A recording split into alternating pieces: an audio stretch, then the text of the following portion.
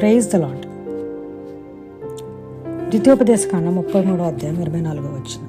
అషేరును గూర్చి ఇట్లా నేను, అషేరు తన సహోదరుల కంటే ఎక్కువగా ఆశీర్వదింపబడెను. అతడు తన సహోదరుల కంటే కటాక్షము నొందును, తన పాదములు తైలములో ముంచుకొనును. బైబిల్ గ్రంథంలో అషేరు అనే ఆయన యాకోబు 8వ కుమారుడు. అషేరు అంటే ఆనందం, శ్రేయస్సు అని అర్థం. అందరి కుమారుల కన్నా అషేరుకి ఈ ధన్యత ఉంది. ఆయన అందరికన్నా ప్రత్యేకింపబడినవాడు. తననే కాదు, ఈ దీవెనలన్నీ తన సంతతి వారికి చెందుతాయి. అషేరు యొక్క పాదాలని తైలంలో ముంచుతారు అని ఉంది ఇక్కడ. అంటే తైలం అంటే దేవుని పని చేయడానికి పిలుపు అని అర్థం.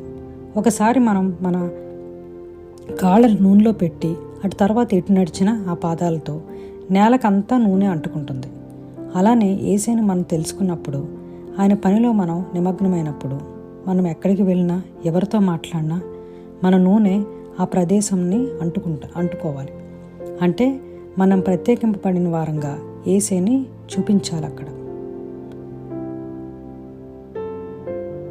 ఇలా యేసుని మనం చూపించినప్పుడు మనమే కాదు, మన పిల్లల తరాలు కూడా ప్రత్యేకింపబడతారు. ఆమేన్.